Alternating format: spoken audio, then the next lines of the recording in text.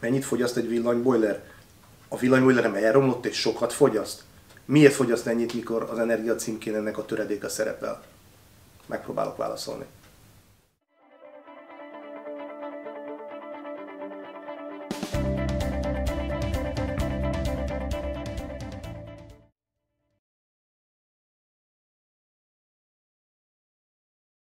Gyakran kapok levelet, hozzászólást a videókhoz, e-mailes megkeresést, vagy akár telefonos megkeresést is avon a témában, hogy elromlott a boiler, sokat fogyaszt, itt valami nem úgy működik, ahogy kéne.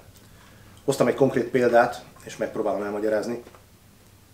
Hát, ha egy picit így ritkábban kell ezt megtennem, hiszen így elérhető lesz mindenki számára. Gábor írt nekem. 22. augusztusában szereltünk fel egy Hajdú Smiley 120 literes boilert. Papír szerint 1312 kW a fogyasztása, mert ekofunkció, rétegfűtés és a többi marketing. Ehhez képest mérem, és napi 10-12 kW a fogyasztása, ekoüzemmódban megy, 60/40 fokra fűti fel a két réteget. Ugye, akinek ez nem világos, olyan a fűtőszál kialakítása, hogy külön lehet kapcsolni egy alsó réteget és egy felső részt. Csinálunk majd erről is videót, hogy néz ki egy ilyen fűtőszál.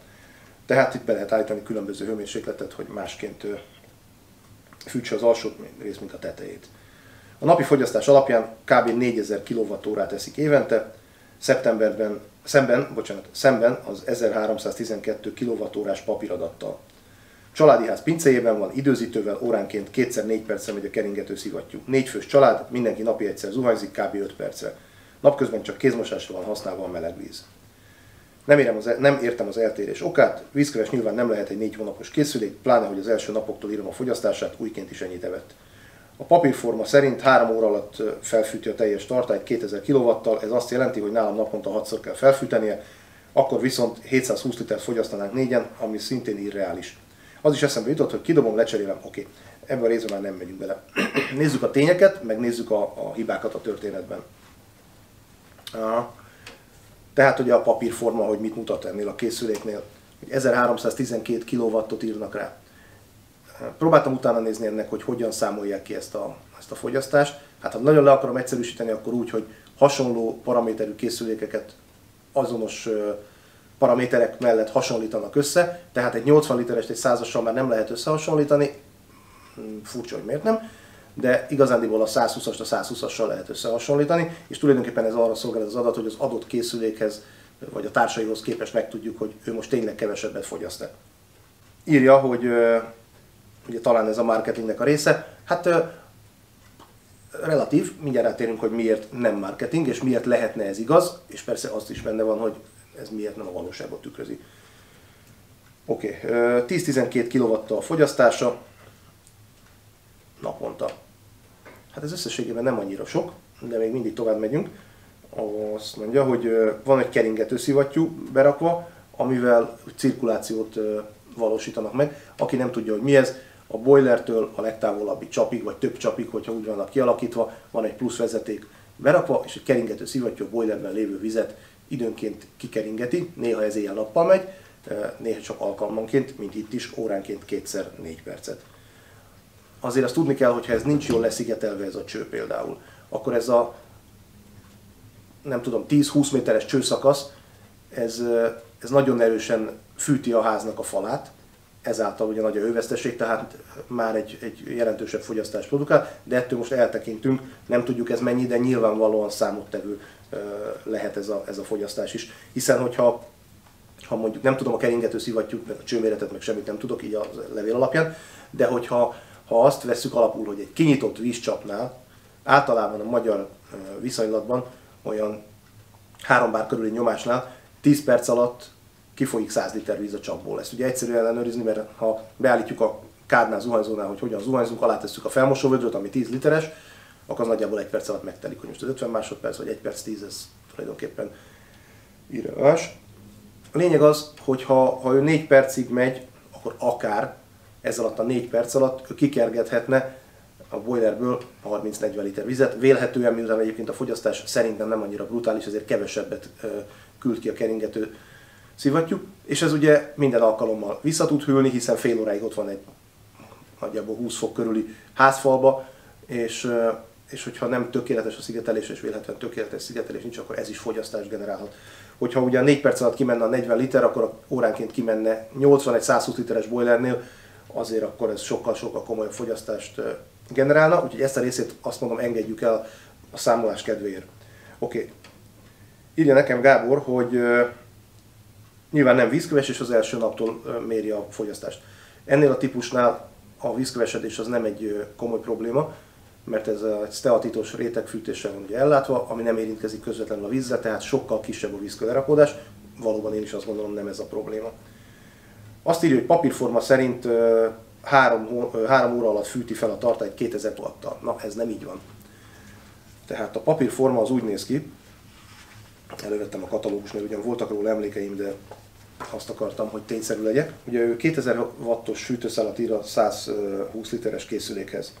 Valójában ebbe egy 2400 wattos fűtőszál van, ami úgy néz ki, hogy 1,6 az alsó rész és 0,8 a felső rész. Jó, és ezt egyébként nem úgy kell elképzelni, hogy az egész konkrétan felezve van, hogy 60 liter ennyi, 60 liter annyi, hanem a felső, tudom én, 20-25 centi nagyjából a boileren, az az, ami a felső réteg.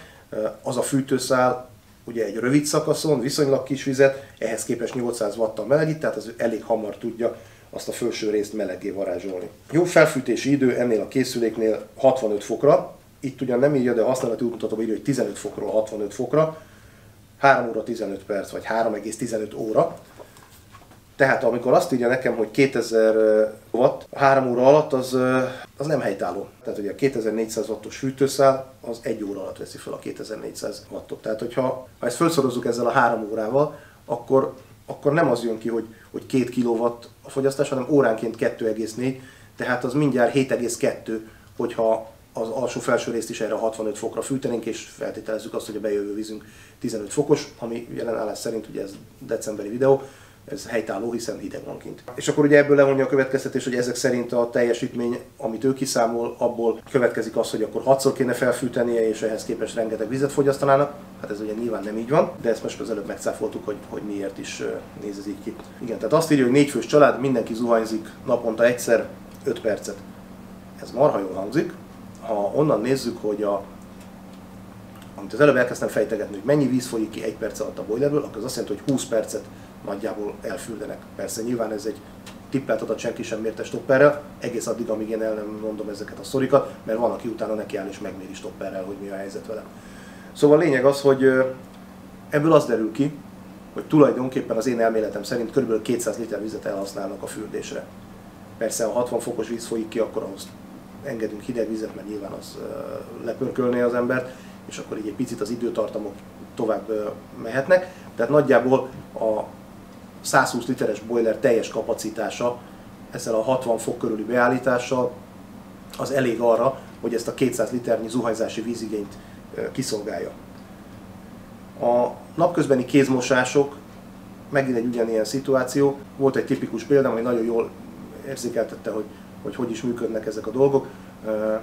Kint voltam egy kismamánál, aki azt mondta, hogy most jött meg az elszámoló számlájuk, és másfélszeresére emelkedett a fogyasztás az elmúlt 1 évben. Hogy lehet ez? Kezébe fogott egy csecsemőt. Kérdeztem, hogy mennyi idős a baba, mondta, hogy 6 hónapos. Mindjárt jön az, hogyha van otthon egy csecsemő, őt 6-8-szor tisztába teszi egy nap, ő is elmegy mosdóba, minden tisztába tétel után kezet mos, akár előtte is. Ez a 6-8 kézmosás hozzáadva azt, hogy eddig ő dolgozott, eljárt otthonról, és a saját szükségletei miatt is mondjuk 4-szer kezet mos. A 10 kézmosással a 80 literes boilert azt le tudta üríteni, így a fél éves babával a fél éves időtartamra megduplázódott a fogyasztás, ami az egész éves ciklusra visszavetve csak másfélszeres lett, jövőre duplája lesz az előző évinek. A lényeg az a fogyasztás számolásnál, bármilyen típusú, bármilyen márkájú, bármilyen fajtájú villanyboilerünk van rajta egy adat, valahol az adattábláján, mely szerint a fűtőszál teljesítménye 1500, 1800, 2400, akár 3000 watt. Ez a fogyasztási érték, vagy ez a fűtőszál teljesítmény, ez azt jelenti, hogy ha 1 órán keresztül megy a fűtőszál, akkor ennyit fogyaszt a készülék. Ha van egy 200 literes boilerünk, és ahol belerakunk egy 1000 wattos fűtőszálat a 3000-es helyett, akkor nem fog kevesebbet fogyasztani, csak 3-szor annyi ideig fog fűteni. Jó? Tehát, hogyha bárkit érdekel az, hogy az ő készüléke úgy fogyaszt el, ahogy szeretné, megnézi a fűtőszál teljesítményét, előkeresi a használati útmutatót, vagy megnézi az interneten, hogy mennyi a felfűtési ideje a készülékének, a felfűtési idő megvan órában, a fűtőszál teljesítménye megvan wattban. Ezt ha a wattból kilowattot csinálunk, ugye akkor egy 1500-as az 1,5 kilowattnak felel, meg egy 2000-es az 2 kilowattnak, és akkor ezt egy órával felszorozzuk, akkor az 2 kWh lesz, tehát ugye a 2000 wattos az 2 kW, az 1 óra alatt 2 kWh fogyaszt, és ezt, hogyha a felfűtési idővel beszorozzuk, ami általában ilyen nagyjából 3 óra, akkor egy 2 kW-os fűtőszálnál nagyjából 6 kW lesz, egy 1,5 kW-os fűtőszálnál, mondjuk egy Ariston Wellis 1,5 kW-os fűtőszálnál 4,5 kW. Nyilván itt ez sok mindentől függ attól, hogy hány fok van a helyiségben, ahova elhelyezték a készüléket, hány fokos a bejövő víz, mert nyáron nem ugyanaz, mint télen, illetve hogy mondjuk milyen messze van a csap a felhasználásnál. Tehát sok-sok összetevője van ennek, de nagyjából azt kell mondani, hogy ha összeszorozzuk ezt a két számot, hogy hány óra alatt fűt föl, azt megnézzük, hogy mekkora volt a teljesítménye, kapunk egy számot, ami 4-6 kW környéke. Ha ennek a duplája a napi fogyasztásunk, akkor az reális. Ha háromszorosa, az elfogadható, hogyha ennél is több, akkor pedig vélhetően van a melegvíz oldalon egy csőtörésünk, és a boiler folyamatosan fűt, ettől adódhatnak még nagyobb villanyszámlák. Itt még írja nekem Gábor, hogy családi ház pincéjében van elhelyezve a készülék. Lehet jó idő, és lehet ez egy kazánház, de hogyha mondjuk 15 fok van, akkor ugye nyilván a készülék szigetelése az egy 20 fokos érték mellett lett beállítva, mert ugye ezeket ugye fürdőszobába tervezik, ahol egy átlag 20 fokos hőmérséklet van. Tehát abból indulnak ki, hogy ott, abban a helyiségben 20 fok van, ehhez képest tudja ezeket az értékeket. Ha hidegebb helyiségbe tároljuk a készüléket, akkor az nyilvánvalóan azzal jár, hogy több a hőveszteség, és a készüléknek többet kell fűtenie. Konkrétan a hőveszteségről arról is van egy adatunk, ez pedig azt írja, hogy a készenléti energiája a készüléknek kilowattórában meghatározva, 24 órára vetítve, ennél az űrtartalomnál 0,93 kW. Tehát csak hogy érthető legyen, ez nagyjából 1 kW,